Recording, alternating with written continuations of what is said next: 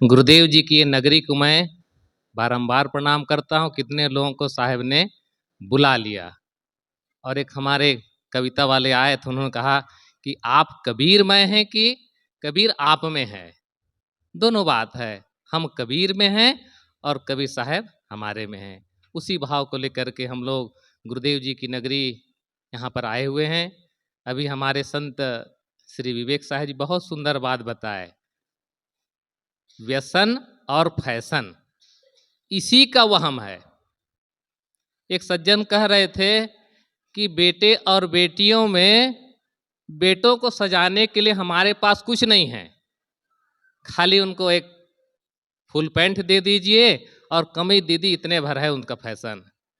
सजाने में तो बेटियां हैं, उनके लिए फ्रॉक चाहिए तो ये ऊपर वाला चाहिए, तो नाक वाला चाहिए, तो कान वाला चाहिए, तो जुड़ा वाला चाहिए। सजाने में आनंद आता है तो बेटियां जरूर चाहिए, बेटियों को सजाने में आनंद है। तो लड़के सोचते हैं कि लड़कियों को, बहनों को सजाने के लिए बहुत पैसा खर्च करते हैं, हमारे सजाने के लिए कुछ नहीं खर्च करते, तो हम कहाँ खर्च करें। तो वहम हो जाता है तो व्यसन में खर्च करते हैं। ये चढ़ा ऊपरी की बात है। तुम हो गोला बारूद तो हम हैं एटम बम, ऐसा कहने वाले होते हैं। यही वहम हो जाता है।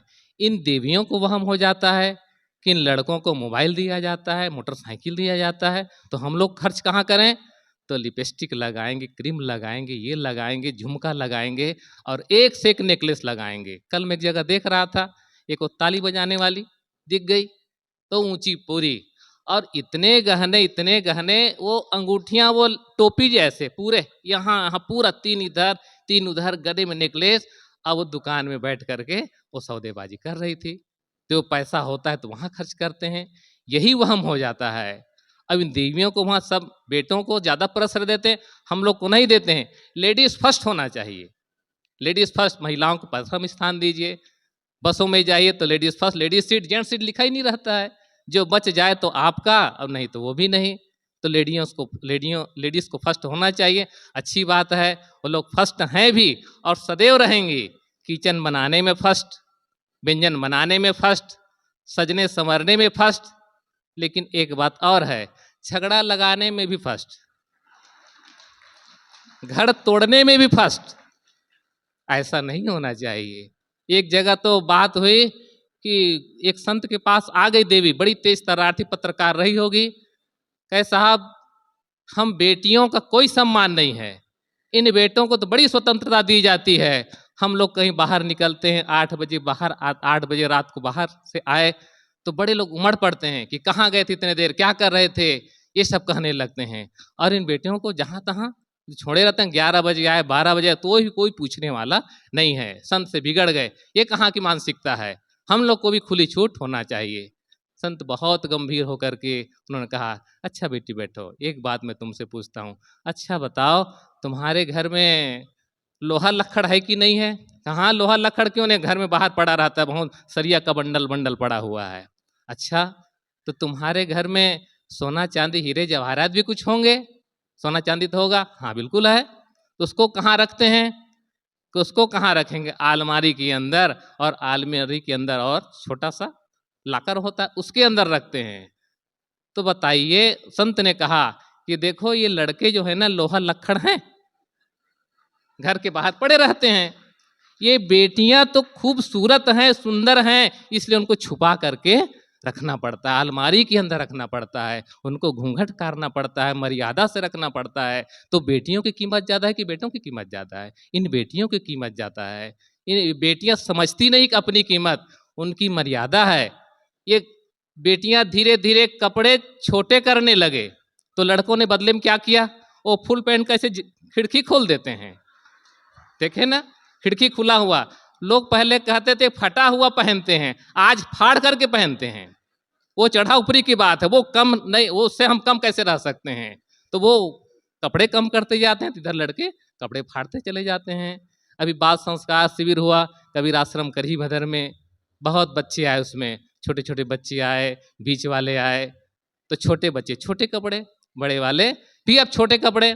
तो हमने कहा कि देखो बच्चों, जैसे जैसे आप बड़े होते जाओ, कपड़े भी बड़े होने चाहिए। कपड़े भी बड़े होने चाहिए। ये नहीं कि बड़े होते गए तो कपड़े और छोटे होते चले गए। ये अपनी मर्यादा हम बनाए रखेंगे तो हमारी इज्जत बढ़ेगी। और कपड़े हम छोटे करते गए मान सम्मान के चक्कर में, फैशन के चक्कर में, व्यसन के चक्कर में, तो हमको कोई बचाने वाला नहीं है। इन देवियों की बड़ी महानता है जो अपने बच्चों को ऐसा अगर सीख दे सकें, वो सीख देना चाहिए। ये संतगण इसी का तो फहम दूर करते हैं। जो वहम है इसी को दूर करते हैं। ये फहम हटाने वाले संत होते हैं, ये फहम हटाने वाले सद्गुरु होते हैं जो हमारी मानसिक भ्रांतियों को दूर करते हैं। एक सज्जन थे, तो भोजन कर रहे थे, भोजन करते करते मक्खी बैठी और संयोग से मक्खी ऐसे भोजन के साथ आ गई उस और भोजन किए तो लगा कि मक्खी भी चली गई अंदर पेट में। अब मक्खी चली गई तो बड़ा परेशान, मक्खी चली गई, मक्खी चली गई। वो उनका पेट अब फूलने लगा, मक्खी चली गई, मक्खी चली गई। तो डॉक्टर के पास ले गए, अल्ट्रासाउंड कराए, सोनोग्राफी कराए, कहीं मक्खी नहीं दिखती है। तो कहे अरे भाई मक्खियों की कुछ नहीं। कहे डॉक्टर क्या जाने, देखो ये यहाँ पहुँच गई, वो यहाँ पहुँच गई, यहाँ पहुँच गई, वो मक्खी घूम रही है। वो बीमार हो गया, पेट बड़ा सा फूल गया, खाना पीना बंद हो गया। एक अच्छे वैद्य थे, उन्होंने कहा कि अच्छा क्या बात है? कहीं इनके पेट में मक्खी घुस गई है ऐसा कहते हैं और कहीं जांच में नहीं। कहे उसको ले आओ। ले आए तो कहे कि दादाजी मैं मक्खी निकाल दूंगा। लेटा दिए बिस्तर पर। कहे अच्छा कहाँ पर मक्खी है? कहे यहाँ पर है। कहते मैं दबा रहा हूँ ऐसे। अब कहाँ पहुंची? देखो ऊपर गई, हाँ यहाँ गई। ऐसे करते करते ऊपर तरफ ले गए। एक कांच का गिलास डॉक्टर ने रखा था ढक्कन वाला, और कहे कि जब मैं ऊपर करूंगा यहाँ तक पहुंचेगा तो फू ऐसे करके उसमें निकाल देना गिलास में। तो ऐसे दबाते कहाँ मक्खी कहाँ पहुंची? गले के पास पहुंच गई। और थोड़ा सा दबाए, कहा अच्छा फूंको जल्दी से। फूंके गिलास में तो कहे हाँ मक्खी निकल गई। अब मक्खी वो गिलास में दिखा दी, देखो ये मक्खी निकली है। कहे हाँ ये मक्खी हमारी निकल गई। मक्खी गई नहीं थी, उसको भ्रम हो गया था कि मक्खी मेरे पेट में है, और डॉक्टर ने पहले से मक्खी रख लिया था उसमें गिलास में। तो वो लग गया कि मक्खी मेरी निकल गई। तो वहम निकल गया तो समझ लीजिए कि उनको रोग ठीक हो गया। ऐसे ही संतजन हमारे मन के वहम को निकाल देते हैं। और सदगुरु कबीर साहब ने ये औषधि दी। औषधि के माध्यम से ये पारक की औषधि है, और उसी के माध्यम से हमारे वहम दूर होता है। तो वहम को निकालें और असन व्यसन फैशन से दूर रह करके अपने जीवन को सद्गुण से सुंदर बनाएं। सद्गुण की सुगंधी वो कभी घटने वाली नहीं है। बाहर की जितना फैशन करेंगे ना, 2 घंटे बाद 3 दिन बाद वो सब खत्म हो जाएगा। और व्यसन का नशा कितना दिन चलेगा? 1 दिन 2 दिन, फिर करते जाइए। लेकिन आपके सद्गुण की जो सुंदरता है वो कभी खत्म होने वाली नहीं है। मेरा समय पूरा हुआ, मैं अपनी बात को विराम देता हूँ।